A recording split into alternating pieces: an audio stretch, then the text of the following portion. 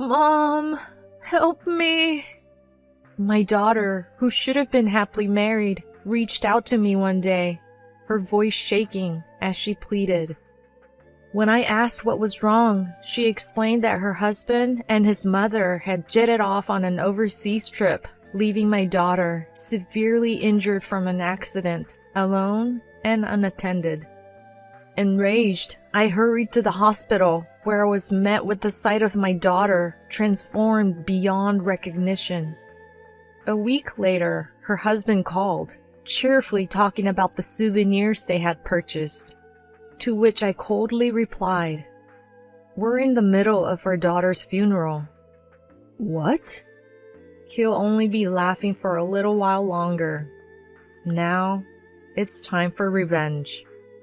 I'm a 55-year-old full-time office worker at a company near my home. I became a widow at the age of 30 when my husband died from an illness. To be honest, I didn't have the luxury of grieving, as I was preoccupied with raising our 3-year-old daughter, Andrea, every single day. We weren't well off, but by the time she reached high school, she began working part-time and matured into a thoughtful, responsible young woman, often saying, "I can take care of my own expenses, Mom. Thanks for everything." After high school, as she didn't have any specific academic aspirations, she began working at a local firm where she met Stanley, her current husband. I remember it like it was just yesterday when she shyly said, "There's someone I want you to meet." I wondered what kind of person she was going to introduce, but Stanley turned out to be a genuine, good-hearted young man. Coincidentally, Stanley's mother, Tracy, was an old-school friend of mine. Although reserved, I had heard from Andrea that she was kind, which gave me a sense of relief. Though I hadn't seen Tracy since we graduated, we found common ground as single mothers and enjoyed a pleasant dinner together. I had remained single since my husband's passing, but Tracy seemed happy with her partner.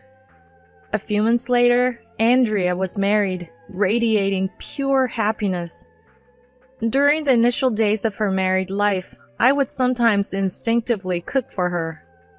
As time passed, I found myself sighing often due to a certain concern. When asked by a colleague, I shared, "I try reaching out to Andrea, but her responses are late or brief. I guess this is part of her adjusting to married life. It feels lonely, though." At the beginning of her marriage, Andrea would regularly send me photos of her meals and ask about my health. However, her communication gradually decreased, which left me feeling a bit isolated. I hadn't seen her for nearly a year since she missed Thanksgiving and Christmas. Adding to my frustration, Tracy would contact me often, updating me about Andrea's seemingly happy life. She suggested, "Stanley, Andrea, and I went out to eat the other day. Next time, let's all go out together, including you, Sabrina." But the invitation never came. I felt a pang of loneliness and bitterness, but as a mature adult, I knew that my daughter's happiness was all that mattered. Some colleagues suggested I find a new man and remarry, but I don't think I could ever find someone I love as much as my late husband. Amid my plans to work diligently and save for retirement, my smartphone rang on a peaceful day off.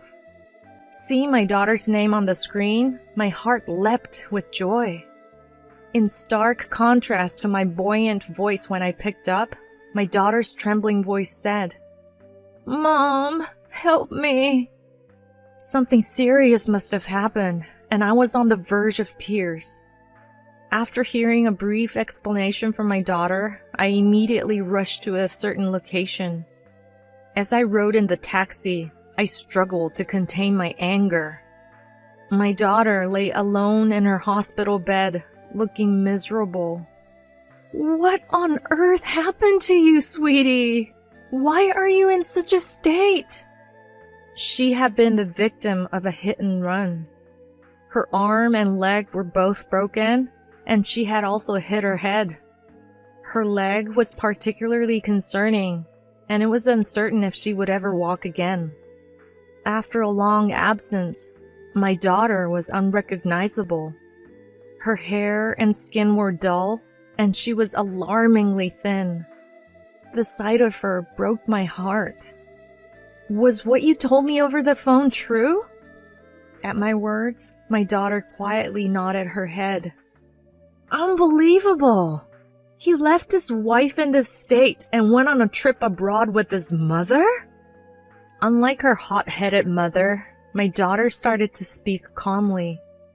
On the day of the accident, she and her husband were supposed to be leaving for a honeymoon in Hawaii.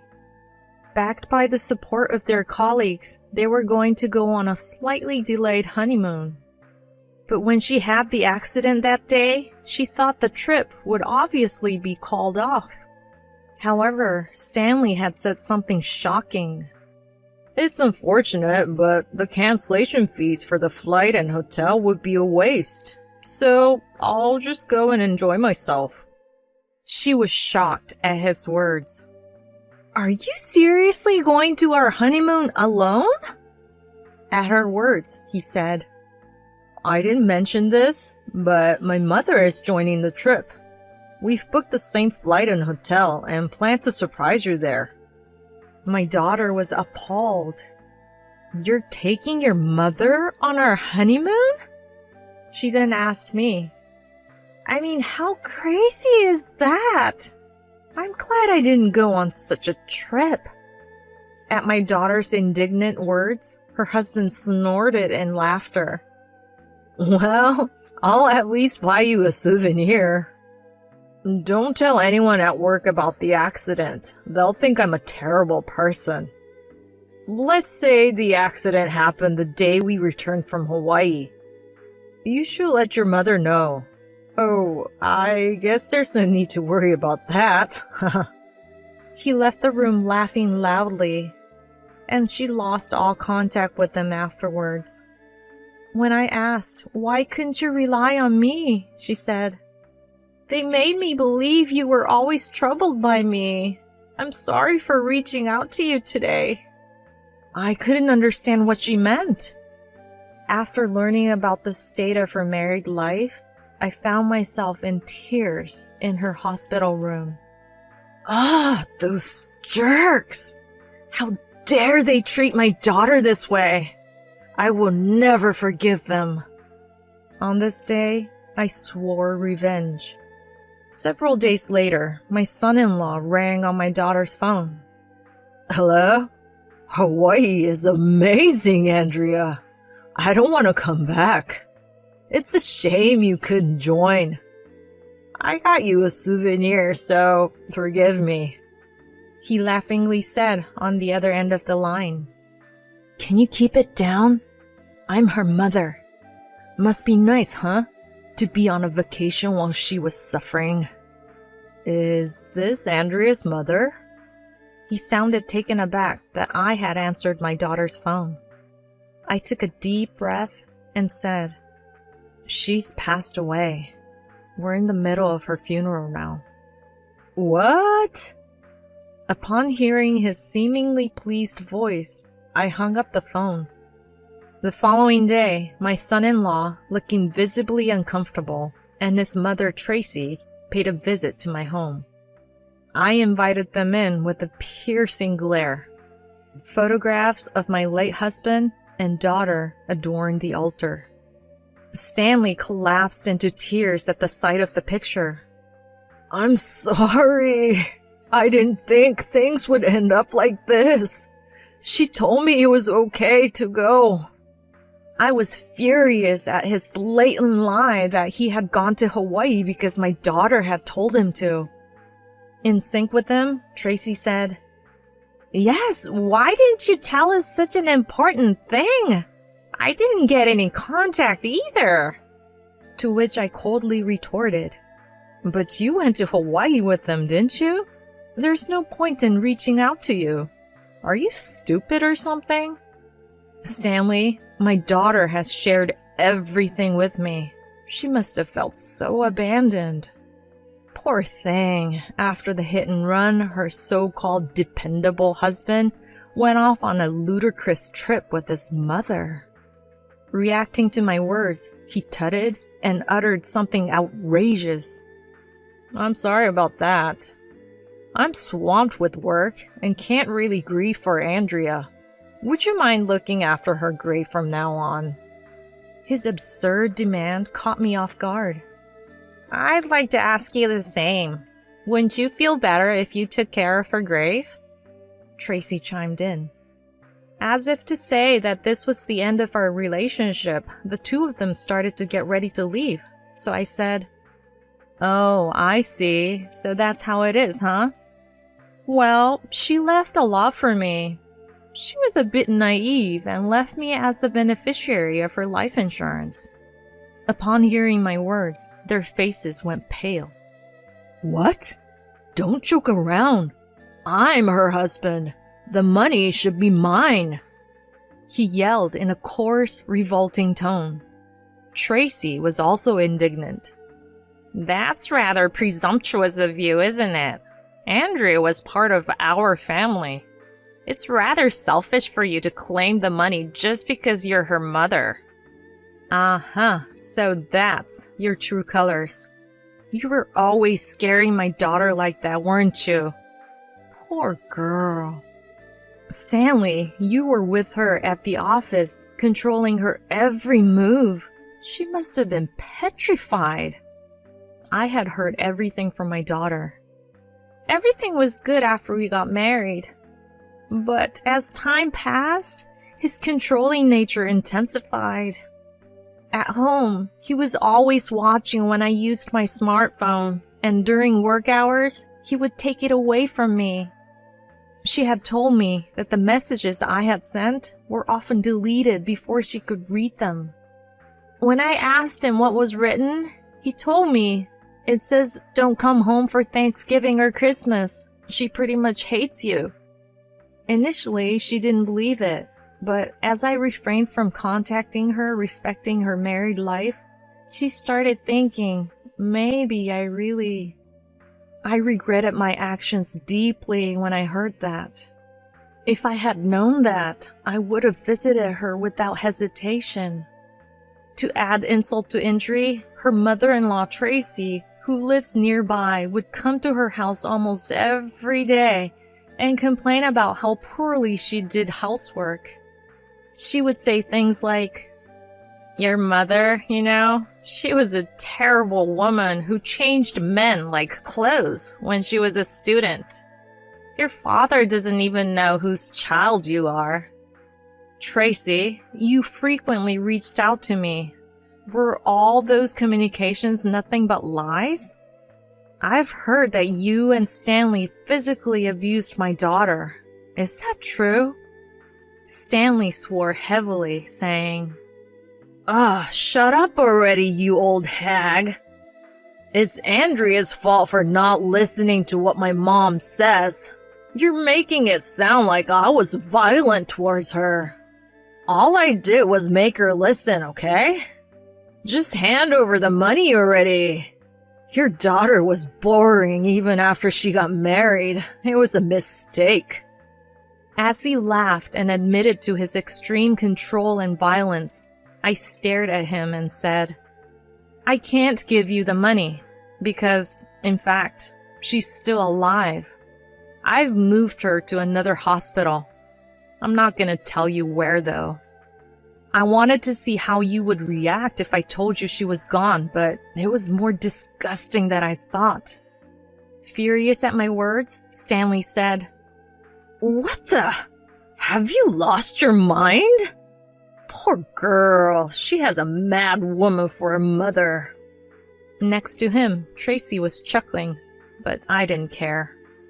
As they left the house laughing uproariously, I told them, Your bad deeds will always come back to you. I'm curious about how your lives will turn out. As I chuckled, they gave me a strange look and said, Creepy. Are you sure you're not crazy? The door was shut with a bang, but I continued to watch their retreating figures, laughing. The next day, the two of them came to my house again, looking frantic. "Hey, lady, it was you, wasn't it? It's about time you stopped getting ahead of yourself, being a woman and all." "Huh? I'm not getting ahead of myself. I just talked to the company about taking some time off because my daughter had an accident and the doctor said she needed long-term hospitalization. I think that's the role of a spouse, but since the spouse was off to Hawaii with his mom, I had to do it." Irritated by my tone, Stanley grabbed my collar and raised his hand. "Go ahead, hit me if you want to. I told you yesterday, didn't I? All your evil deeds will one day come back at you. My daughter isn't as naive as you think. It seems she noticed everything. She even knows who you really went to Hawaii with." At my words, Stanley's face went pale. "Mom, Stanley has been having an affair with a younger coworker. The reason he wanted to go to Hawaii was probably for that junior." Despite her preference for nearby destinations, Stanley was insistent about Hawaii. This junior was equally eager to travel to Hawaii. My daughter, suspecting their relationship, decided to play along when Stanley planned to travel alone on the day of the accident, but she nearly burst into laughter at his desperate lie about traveling with his mother. The disgusting part was realizing that wasn't a lie and that there was an additional person joining them. I assumed they were going to Hawaii to ditch me and have their secret rendezvous. I had planned to take a lot of evidence photos, but then I had the accident. My daughter seemed to have thought things through. I headed straight to her company. Her boss was very surprised. The mother of his subordinate suddenly showed up, told him about the accident out of the blue, and then accused two employees of an inappropriate relationship. The photos my daughter shared included several of Stanley and his affair partner appearing rather intimate in the office. There were even photos of them clinging closely, which did not resemble a simple senior-junior relationship. He did that despite not knowing who was watching. He was such a fool. "Isn't this woman on vacation at the moment?" To which the boss replied, "Her father in the countryside suddenly passed away." However, the date coincided with Stanley's departure for Hawaii. The boss, initially in disbelief, said, "Let me just check something real quick," and came back after a while. When he contacted the female employee's family home, her father answered. He looked very angry. I understand that this is not something a mother should meddle in. However, my daughter is hospitalized for a long time and cannot move. I'm taking the liberty to request that you severely reprimand these two. I pleaded, and the boss sided with me. I asked him to wait to reach out to them until their next shift, fearing they might run away. Stanley and his affair partner, blissfully ignorant, were looked at with contempt by their colleagues who knew everything as soon as they came to work, and they were told to stay home. The woman who tagged along on the trip with the mother was probably quite crazy as well. Of course, I wouldn't let it end there. This man, who disrespects women, needed to understand the inhumanity of his actions. It seems my daughter had gotten a medical certificate when she was subjected to violence. I wonder if I could file a complaint on her behalf. As I was thinking about this, a police officer came to visit my daughter's hospital room. "I want to ask you in detail about the day of the accident." The truth of the accident was appalling. After some time, my daughter's divorce was finalized. Stanley and his affair partner were fired from the company. This was because it was found out that my daughter's accident was planned by Stanley and Tracy. When I was shown the footage from a security camera near the scene, it was so horrifying I almost covered my eyes. but I recognized the car involved in the hit and run. It belonged to Tracy's boyfriend, whom I had seen with her several times. When the police visited her boyfriend's house, he confessed easily. "Well, Stanley said he found someone else he likes, right? I just wanted to support him as a mother. What's wrong with that?" She responded to my disbelief. As for Stanley himself, he said, "I thought a divorce would look bad, so I thought if I could cause her some harm, I could send her back to her mother. I thought I'd be lucky if she even died, because I get the money." He expressed absolutely no remorse, even making light of the situation. Apparently, they planned to get married on the day of the trip, and they had never intended to bring my daughter along. Those two deserve to go to hell. The affair partner was not involved in the accident and therefore was not held criminally accountable, but I made sure to demand damages. She was apparently a new graduate, and she told my lawyer, "I just graduated. I can't afford such an amount. Please tell Stanley to lower it." But being a new graduate has nothing to do with destroying someone else's family. In the end, she borrowed money from her parents, and she seems to be very uncomfortable because the rumor has spread in her hometown. Ha! Well deserved. Even if those two are released from prison, they will never be able to live a peaceful life. They should live in regret for the rest of their lives. It's a case of reaping what they sowed. As for us, my daughter Andrea has worked hard on her rehabilitation since then, and thankfully, her legs have recovered enough that she can walk normally again. She resigned from her previous company and started working at the same company as me due to my recommendation. I had told my coworkers about my daughter, and everyone welcomed her warmly. Several years later, a surprising person came to visit our home. "Long time no see, Sabrina. I'm not the person I used to be. I will make your daughter happy this time," said Stanley, the audacious ex-son-in-law, proposing to get back together with my daughter. "On what basis did you dare show up here? You love the police that much, huh?" As I pretended to take out my phone, a muscular man carrying a toddler who calls me mother emerged from the house, causing Stanley to widen his eyes in surprise. Andrea is happily married now, with a wonderful husband and a lovely child. There's no room for you in her life. She smiles happily every day since she left you. Have you ever seen her smile like that? Of course not. "Now leave," I said, and her current husband, Keith, stepped forward. Stanley whimpered a little and hurried away. "Mom, you always help me out," my daughter says, but that's not true. If it weren't for my little girl who told me everything would be all right the day her father passed away, I wouldn't have been able to keep going. The one being helped, then and now, is me. I wonder if I've been able to be of any help to her. Seeing my family smile happily, that's my greatest happiness.